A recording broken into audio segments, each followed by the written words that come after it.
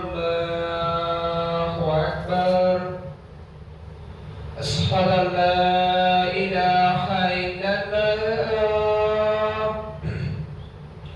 أشهد أن لا إله إلا الله أشهد أن محمدا رسول الله أشهد أن محمدا رسول الله حي على الصلاة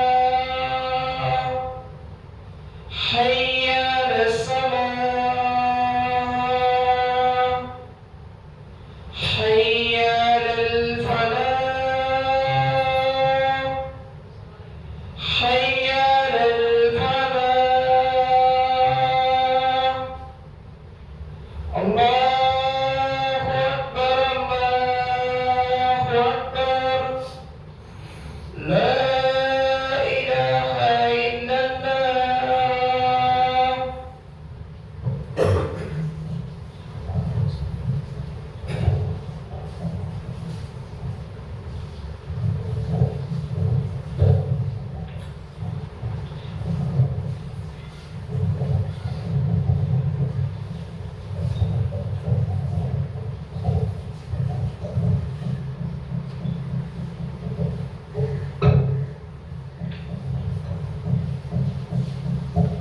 إن الحمد لله نحمده ونستعينه ونستغفره ونعوذ بالله من شرور أنفسنا ومن سيئات أعمالنا من يهدي الله فلا مضل له ومن يضلل فلا هادي له وأشهد أن لا إله إلا الله وحده لا شريك له وأشهد أن محمدا عبده ورسوله أما بعد يا أيها الذين آمنوا اتقوا الله حق تقاته ولا تموتن إلا وأنتم مسلمون يا أيها الناس اتقوا ربكم الذي خلقكم من نفس واحدة وخلق منها زوجها وبث منهما رجالا كثيرا ونساء واتقوا الله الذي تساءلون به والأرحام إن الله كان عليكم رقيبا اتقوا الله وقولوا قولا سديدا يصلح لكم أعمالكم ويغفر لكم ذنوبكم ومن يطع الله ورسوله فقد فاز فوزا عظيما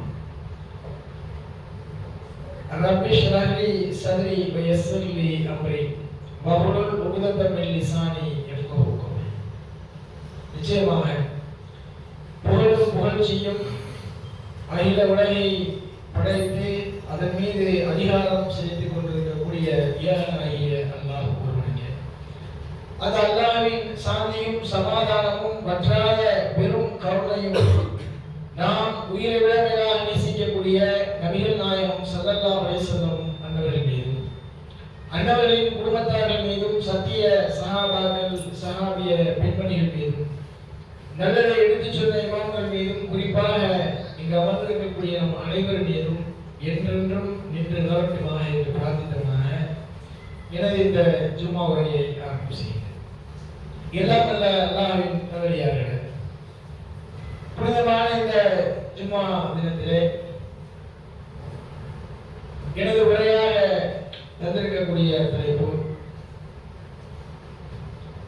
தௌஹீத் முழக்க மாநாடு ஏன் என்ற தலைப்பை தந்திருக்கிறார்கள். நாம இந்த தலைப்பை ஒட்டி நமக்கு ஒரு கேள்வி எழலாம். இந்த ஜும்மா உரையில ஒரு ஜமாத் சார்ந்த ஒரு விஷயத்தின் அடிப்படையிலான தலைப்பாக இருக்கிறது என்ற ஒரு கேள்வி எழலாம். அல்லாஹ்வுடைய மாபெரும் அருளால் நமது இந்த ஜமாத்தை பொறுத்தவரையில மற்ற இயக்கங்கள் போன்று மற்ற கட்சிகள் போன்று ஒரு இயக்கமாக அமைப்பாக இது இல்லை. நம்ம எல்லாருக்குமே தெரியும். இந்த ஜமாத்தினுடைய கட்டமைப்பு என்ன என்று சொன்னால், நபி இப்ராஹிம் அலைஹிஸ்ஸலாம் அவர்கள் எந்த ஏகத்துவ கொள்கையை மக்கள் மத்தியிலே பிரகடனப்படுத்தினார்களோ, எந்த ஏகத்துவ கொள்கையை ஓங்கி உரைக்க மக்கள் மத்தியிலே சொன்னார்களோ, எந்த ஏகத்துவ கொள்கைக்காக பலவித சிரமங்களை அவர்கள் சந்தித்தார்களோ,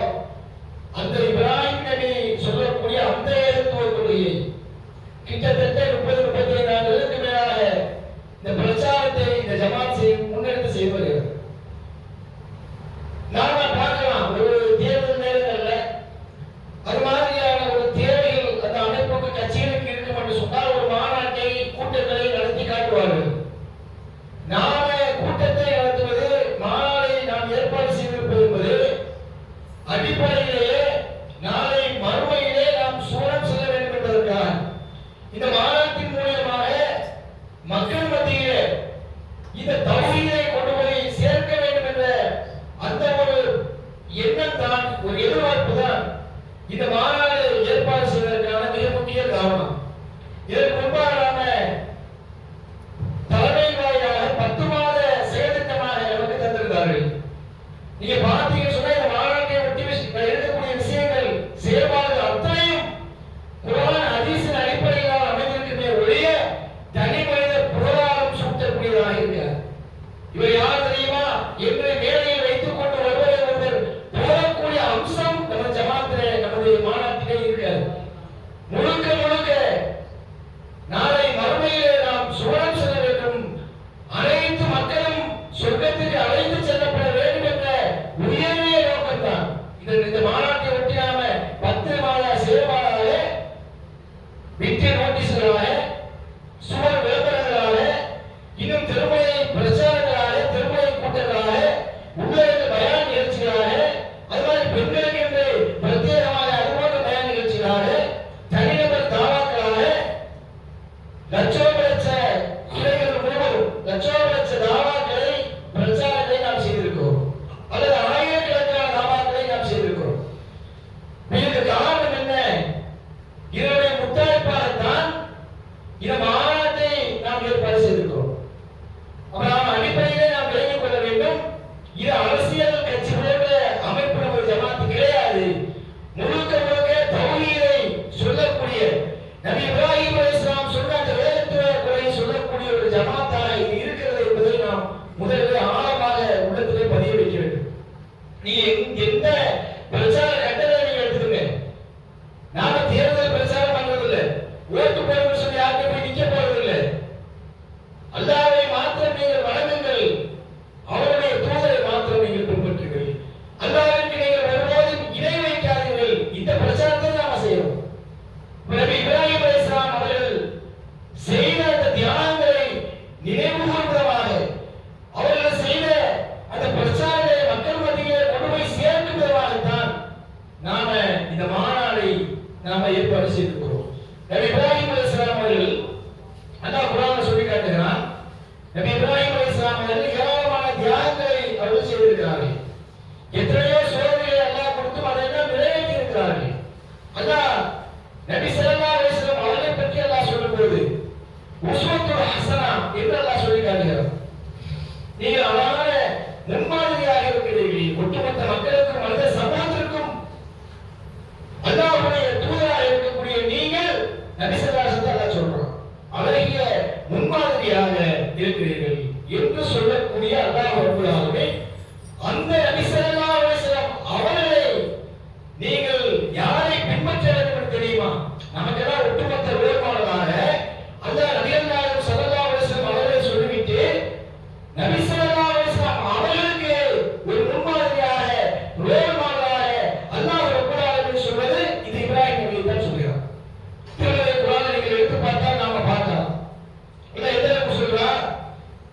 சும்மா அவுஹைனா இலைக்க அனித்துபி மில்லத்த இப்ராஹிம ஹனீஃபா. அல்லாஹ் சொல்றா வமா கான மினல் முஷ்ரிகீன். இப்ராஹிம் எப்படிப்பட்டவர்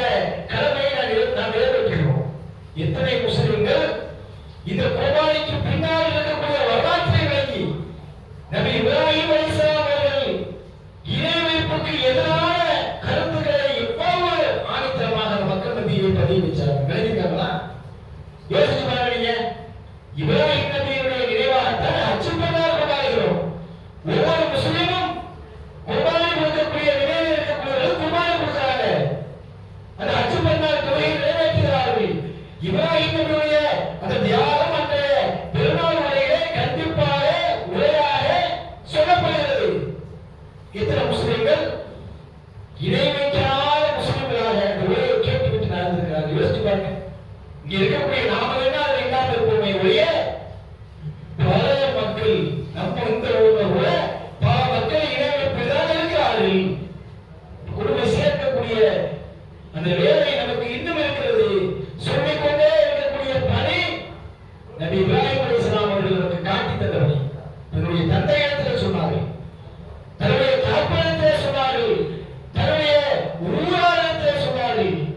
அல்லாஹ்வை மாத்திரம் நீங்கள் வணங்குங்கள் என்று சொல்லி அந்த பிரச்சாரத்தை முன்வைத்தவருடைய விளைவுதான் இப்ராஹிம் நபி அந்த பிரச்சாரத்தை முன் வச்சாங்க. நீங்க பார்க்கலாம், நபி ஸல்லல்லாஹு அலைஹி வஸல்லம் அவருடைய காலத்துல அந்த காபத்துள்ளால இருந்த 300க்கும் மேற்பட்ட சிலைகள் இருந்துச்சு. அந்த சிலைகளை அகற்றி எடுக்கும் போது அதில் இப்ராஹிம் நபியுடைய சிலை இருந்தது. காலப்போக்கில் இப்ராஹிம் நபி அவரையே கடவுளாக மக்கள் வணங்க ஆரம்பித்து விட்டார்கள். இதன் நிலைமை. அதனால ரசூலுல்லாஹ் என்னுடைய கபரை வணங்கும் இடமாக நீங்கள் ஆக்கிவிடாதீர்கள் என்று சொல்லி இந்த மக்கள் ஆக்கிவிடக் கூடாது என்று சொன்னார்கள். அல்லாஹ்விடத்தில் பிரார்த்தனை செய்தார்கள். யோசிச்சு பாருங்க, நபி இப்ராஹிம் அலைஹிஸ்ஸலாம் அவர்கள் அறிவுபூர்வமாக அந்த மக்கள் மத்தியிலே பிரச்சாரம் செய்தார்கள். நாம இன்னைக்கு செய்வதற்கு தயங்கக்கூடிய ஒரு விஷயம். அப்படியா செஞ்சாலும் நம்ம மீது வழக்கு போடக்கூடிய ஒரு சூழல் இன்றைக்கு நம்ம நாட்டினுடைய நிலைமை தான். நீங்க அவ்வளவு சாதாரணமாக இந்த தௌஹீத் பிரச்சாரத்தை, ஏகத்துவத்தை மக்கள் மத்தியிலே கொண்டு போய் சேர்த்து விட முடியாது என்ற நெருக்கடி இன்றைக்கு இருக்கிறது. முழுக்க முழுக்க நாம் கண்காணிக்கப்படுகிறோம். கண்காணிக்கப்படக்கூடியவர்கள் கண்காணிக்கப்படுகிறது. எவர்தான் மக்களை அழைப்பதற்காக ஆயுத பயிற்சி எடுத்துக் கொண்டிருக்கிறானோ, ஆண்களுக்கு தனி பயிற்சி, பெண்களுக்கு தனி பயிற்சி, பெண்களுக்கு தொண்டவாயின்னு சொல்லி ஒரு பயிற்சி கொடுக்குறாங்க. ஆனால் மக்கள் மத்தியில அறிவுபூர்வமான செய்தியை சொல்லி படைச்ச ஒருவன் இருக்க முடியும், வணக்கத்திற்குரியவன் ஒருவன் தான் இருக்க முடியும் என்ற செய்தியை நாம் சொல்லும்போது மாத்திரம்தான் கடுமையான எதிர்ப்புகள் வருகிறது. அதனால்தான் முஸ்லிம்களுடைய வீடுகளில் நீ பார்த்து குஜராத்ல சாலை போடுறாங்க. பக்தர்கள் போடுவதற்காக சாலைகளை நாங்கள் சரி செய்கிறோம் என்று சொல்லி நூற்றுக்கணக்கான கிட்டத்தட்ட நூற்றுக்கணக்கான வீடுகள் நீக்கப்படுகிறது. நூற்றுக்கும் நெருக்கமான பள்ளிவாசல்கள் உடைச்சு தரைமட்டமாக்கப்பட்டிருக்கிறது குஜராத்ல. மக்கள் ஊப்பியில் நினைச்சு இப்ப குஜராத் நடந்து கொண்டிருக்கிறது. தொடர்ச்சியாக முஸ்லிம்களுடைய வழிபாட்டு தலங்கள் அவருடைய வீடுகளும் ஒரு முதியவர் கதவை அழக்கூடிய சூழலை பார்க்கிறோம். கேட்டா நாங்க பக்தர்களுக்காக பாதையை சரி சொல்கிறோம் என்று சொல்லி மேலும் என்று முஸ்லிம்களுடைய வீடுகள் பள்ளிவாசல்கள் குறி வச்சு நீக்கப்படுகிறது.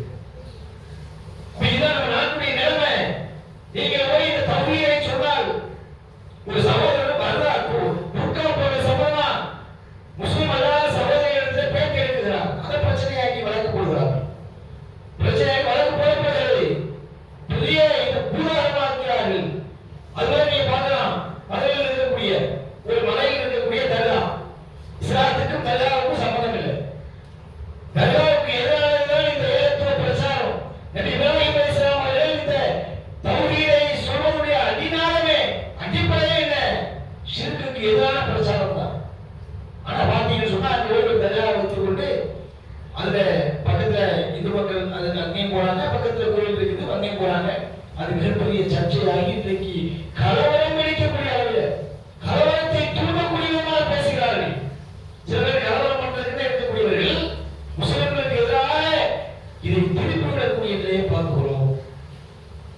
ஆனா நமக்கு இதையெல்லாம் பார்த்து பக்குவமாக இந்த செய்திகளை சொல்ல வேண்டும் நினைக்கிறோமா இல்லையா? போய் சொன்னா நாம ஒரு ஊர்ல நாம ஒரு இந்த தீபாவளிக்கு முதல் நாள் இந்த வெளிவரக்கூடிய விஷயங்களினால் ஏற்படக்கூடிய பாதிப்பு இந்த இந்து நாளைக்கு வந்த ஒரு செய்தி 2016 நினைக்கிறேன் வந்த ஒரு செய்தியை ஆதாரமாக வைத்து இதெல்லாம் எவ்வளவு வாசமாக இருக்கிறாங்க, என் மக்களுக்கு எவ்வளவு பாதிப்பு ஏற்படுகிறது, மக்கள் எவ்வளவு அவதிப்படுகிறார்கள் என்ற அந்த டேட்டாவோட நம்ம மக்களுக்கு முஸ்லிம்களுக்கு நாம் பார்க்கிறோம். பள்ளிக்கு பக்கத்திலே வெளியிடுகிறார்கள். இஸ்லாமிய முஸ்லிம் சிறுவர்கள் பெற்றோர்கள் வாங்கி கொடுத்தாங்க வெளியே. இதெல்லாம் பார்த்துட்டு இதுக்கு நமக்கு சம்பந்தம் இல்லை, வெளிக்கு நமக்கு தீபாவளி கூட வார்த்தையை கூட பயன்படுத்தல. சொல்லக்கூடிய செய்தி என்ன? இளைஞரையாக இது நாம் என்ன செய்யக்கூடாது, பிறருக்கு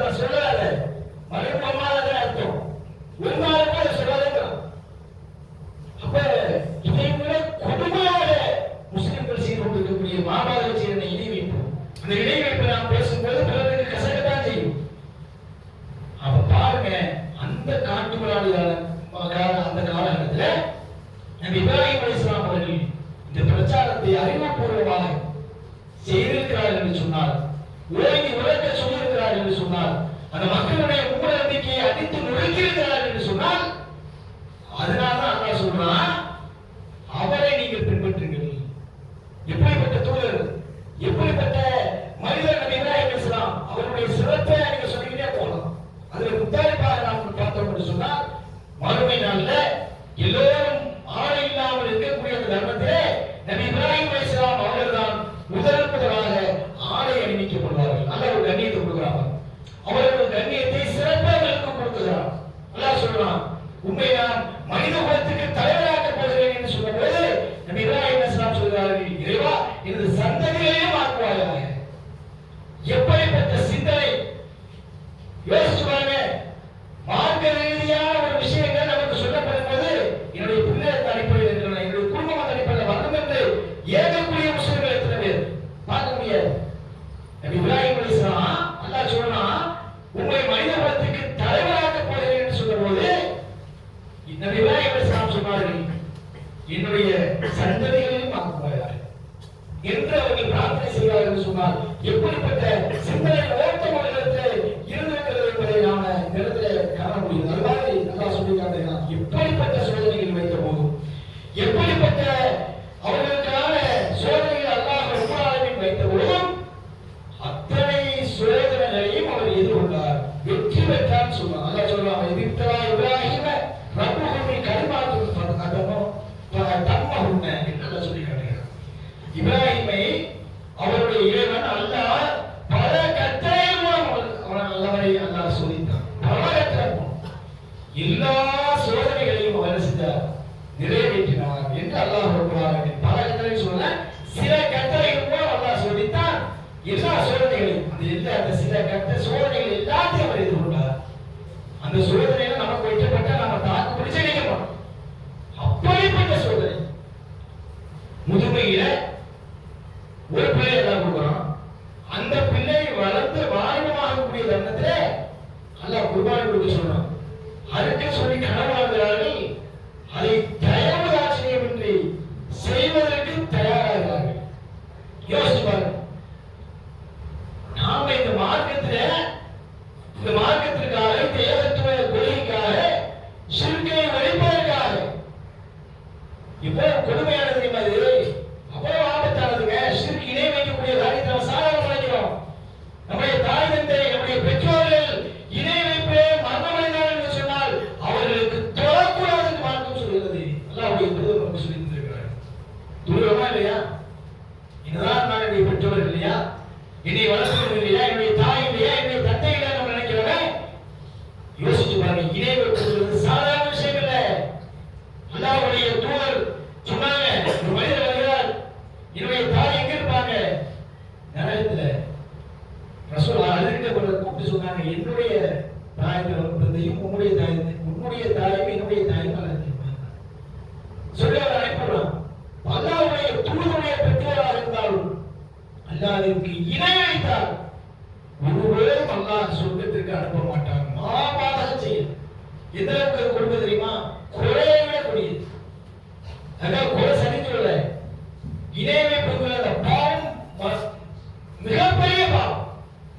அல்லாஹ் மன்னிக்காத பாவம். ஷிர்க்கை மட்டும் அல்லாஹ் மன்னிக்கவே மாட்டான். அதுக்கு கீழே இருக்கக்கூடிய பாவங்களை தான் நாடியவர்களுக்கு அல்லாஹ் மன்னிப்பேன் என்று அல்லாஹ் ரப்பல் ஆலமீன் சொல்லி காட்டுகிறான். அது மாதிரி நபி இப்ராஹிம் அலைஹிஸ்ஸலாம் அவருடைய சிறப்பை நாம் அடுக்கிக் கொண்டே போகலாம். அறிவுபூர்வமான வாதங்களை வைத்தார்கள், அறிவுபூர்வமா வச்சாங்க. இந்த மக்கள் மத்தியில சிறையில் சார்ந்த விஷயங்களை அறிவுபூர்வமாக கொண்டு போய் சேர்த்தார்கள். அப்படி அந்த கருத்துக்கள்ல, அந்த விஷயங்கள்ல ஏற்பட்ட அந்த கோபம் தான் அந்த மக்களுக்கு அறிவுபூர்வமாக கொண்டு போய் சேர்க்கும் போது கோபம் இல்லை. மூசா அலைஹிஸ்ஸலாம் ஃபிரௌன்ட்ட பேசின அத்தாட்சிகளோடு சொன்னார்கள்.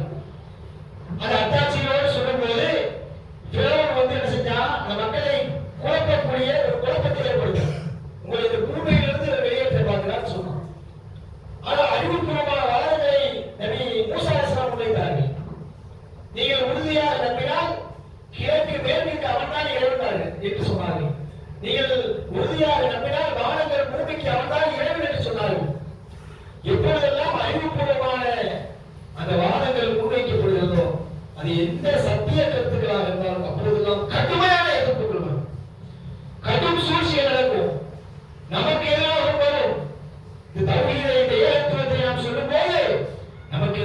சூழ்ச்சிகள் பின்னப்படும்.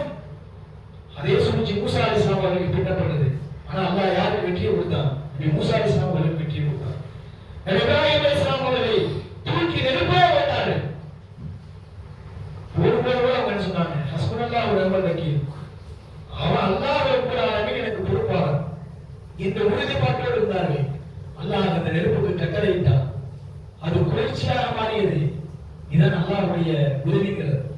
அப்ப நபி இப்ராஹிம் அலைஹிஸ்ஸலாம் எந்த கட்டத்திலும் எந்த இடத்திலும் நெருப்பு மூட்டப்படுகிறது. மூட்டப்பட்டு கண் முன்னால் எரிக்கப்படுகிறது. அதுல தூக்கி போறாங்க இப்ராஹிமுக்கு தெரியும். ஆனால் உறுதியாக அவர்கள் நின்றார்கள் என்று சொன்னால் அல்லாஹ் தான் உண்மையான இறைவன். நிச்சயமாக அவன் தான் வணங்குவதற்கு தகுதியானவன். அந்த கருத்துக்களை நாம் சொல்லும்போது அதனால் ஏற்படக்கூடிய எத்தனை சிரமங்கள் தொந்தரவு வந்தால் அத்தனை துன்பங்களை நாம் தாங்கிக் கொள்வோம். அல்லாஹ் நிச்சயமாக உதவுவான். நம்முடைய பிள்ளை பச்சனம், மனைவி பிள்ளை பெற்றிருக்கிறாங்க, பச்சனம் குழந்தை, பச்சனம் பாலகன். அல்லாஹ்வுடைய பாலைவனத்தை விட சொன்னா எந்த தயவுதாட்சியம் இல்லாமல் கொண்டு போய் பாலைவனத்திலே விட்டு விட்டு நபி இப்ராஹிம் அலைஹிஸ்ஸலாம் யோசிச்சு பாருங்க. நம்ம சமுதாயத்துல முஸ்லிம்கள் பெருவாரியாக ஹஜ் பெருநாளை நிறைவேற்றக்கூடியவர்கள், குர்பானை கொடுக்கக்கூடியவர்கள், ஹஜ்ஜுக்கு இங்கிருந்து விலைக்கிட்டு போய் லட்சக்கணக்கான ரூபாய்களை செலவழித்து போகக்கூடியவர்கள் இந்த செய்திகளை உருவாக்க வேண்டுமா இல்லையா? இந்த தியாகங்களுக்கு சொந்தக்காரர்களை நினைவுகூர்ந்தமாகத்தான் இந்த பெருநாள் என்பதை உணர்ந்து அந்த இப்ராஹிம் நபி இணை வைப்புக்கு எதிராக எப்படிப்பட்ட கருத்துக்களை சொல்லி அந்த மக்களை விட்டெடுத்தார்களோ, அந்த மக்கள் மத்தியிலே பிரச்சாரத்தை கொண்டு சென்றார்களோ, அந்த அளவுக்கு இல்லாத அந்த இணை வைப்பை விட்டு நாம் ஒதுக்க வேண்டும் என்ற எண்ணம் இருக்க வேண்டுமா இல்லையா? முஸ்லிம்கிட்ட பார்க்க முடியல. பெருநாள் கொண்டாடுவாங்க, ஹஜ் பெருநாள் கடந்து போவோம், ஹஜ்ஜுக்கு போவாங்க, எல்லாம் இணை வைக்க முடிய வேலை செய்வாங்க. மூல நம்பிக்கையில மூழ்கி கிடக்கிறார்கள். ஆனால் நபி இப்ராஹிம் அலைஹிஸ்ஸலாம் அவர்கள் பட்ட அந்த சிரமங்கள், தொல்லைகள், துன்பங்கள் எல்லாம் அல்லாஹ் ரப்பல் ஆலமீன் அவனே புகழ்ந்து புகழாரம் சூட்டக்கூடிய ஒன்றாக மாறி போய்விடுகிறது. அல்லாஹ் எந்த இறை தூதரையும் உற்ற நண்பன் அல்லாஹ் குர்ஆன்ல சொல்லவே இல்லை. நபி இப்ராஹிம் அலைஹிஸ்ஸலாம் அவர்களை தவிர அல்லாஹ் சொல்றான், நபி இப்ராஹிமை அல்லாஹ் உற்ற தோழராக ஆக்கி கொண்டான். அதான் ரசூலுல்லாஹ் சொல்றாங்க, மரண தருவாயில இருக்கும்போது அல்லாஹ்வுடைய தூதர் சொன்னார்கள், அல்லாஹ் ரப்பல் ஆலமீன் நபி இப்ராஹிம் அலைஹிஸ்ஸலாம் அவர்களை உற்ற நண்பராக ஆக்கி கொண்டான். அதுபோல் என்னையும் அல்லாஹ் உற்ற நண்பராக ஆக்கி கொண்டான். ஹதீஸ்ல பார்க்கலாம், ரசூலுல்லாஹ்வே அல்லாஹ் செய்த உற்ற நண்பராக ஆக்கி கொண்டான். சொல்லி சொன்னாங்க, நான் இந்த உலகிலே உற்ற நண்பராக ஒருவரை ஆக்க வேண்டும் என்று சொன்னார், இந்த அபூபக்கரை நான் உற்ற நண்பராக ஆக்கி இருப்பேன் என்று அதையும் சொன்னார். அப்ப நாம பார்க்கிறோம், அல்லாஹ் ரப்பல் ஆலமீன் குர்ஆன்ல எனக்கு நெருக்கமானவர் நண்பர், ஒரு மனிதர் இறைவனுக்கு நண்பராக முடியுமா? அந்த அளவுக்கு அல்லாஹ் சொல்கிறார் என்று சொன்னார். அவ்வளவு சோதனைகளையும் கடந்து வந்து இந்த சத்திய பாதையிலே மக்களை தௌஹீதை சொல்லி, நீங்க நினைக்கலாம் நபி இப்ராஹிம் அலைஹிஸ்ஸலாம் இவ்வளவு இந்த கொள்கை உறுதியோடு பிரச்சாரம் பண்ணியிருக்கிறார்கள், கடின சித்தத்தோடு இருந்திருப்பார்கள் நீங்க நினைக்கலாம். ஆனா அதையும் சொல்லலாம், இப்ராஹிம் இரக்கமுடையவர், சகிப்புத்தன்மை மிக்கவர். உண்மையிலே நாம இந்த பிரச்சாரத்தை செய்யறோம்ல, நரகத்திலிருந்து அந்த மக்களை மீட்டெடுக்கிறோம்ல, அது நாம ஓரளவு உள்ளத்துல இறக்கம் வச்சு செய்யறதுதான். அது ஓரமா இருக்கணும். அறிவுபூர்வமான வாதங்களை முன்வைக்க வேண்டும். இறக்கம் என்பது என்ன? நம்முடைய சொந்தங்கள், நம்முடைய ஊர்வாசிகள், நம்மோடு பழகக்கூடியவர்கள், நம்முடைய உறவினர்கள், நம்முடைய பெற்றோர்கள் நரகத்திற்கு போய்விடக் கூடாது என்ற அந்த இரண்டு குணம் நம் உள்ளத்தில் இருக்க வேண்டும். நல்லா சொல்றோம், இப்ராஹிம் சகிப்புத்தன்மை மிக்கவராக இருந்தார், இரக்கமானவராக அவர் இருந்தார். எந்த அளவுக்கு உறுதியா இருந்தாங்களோ அந்த அளவுக்கு இரக்கமும் அவரிடத்தில் இருந்திருக்கிறது என்பதை நாம் பார்க்கிறோம். அப்ப இந்த மாநாடு நம்ம ஏற்பாடு செய்யப்பட்டதற்கான நோக்கம், இதை ஒட்டி 10 மாத செயல்பாடு, மக்கள் மத்தியில பல்லாயிரக்கணக்கான செய்திகளை கொண்டு போய் சேர்ப்பது ஒரு விதம். இது நம்ம இங்க மட்டும் நடந்தல, ராமநாதபுரம் தெற்கு மாவட்டம் மட்டும் நடந்தல. அந்த கடந்த இது சில நாட்களுக்கு முன்பாக வடக்கு மாவட்டத்தில் நடத்தினாங்க. தமிழகம் முழுவதும் இந்த பிரச்சாரம் தொடர்ச்சியாக நடந்து கொண்டிருக்கிறது. பட்டி தொட்டி எங்கும் இந்த ஈழத்துவ பிரச்சாரம் கொண்டு போய் சேர்க்கப்பட்டிருக்கிறது. அல்லாஹ்வுடைய அருளால் உங்க ஊரையும் இந்த மாநாட்டுக்கு நாம கிளம்புவதற்கு நம்முடைய குடும்பத்தாரோடு அங்கே அழைத்து செல்வதற்கு நீங்களும் தயாராக இருங்கள் என்று கூறி முதல்வரை நிறைவு செய்கிறேன். வாய்ப்பு அஸ்ஸலாமு அலைக்கும்.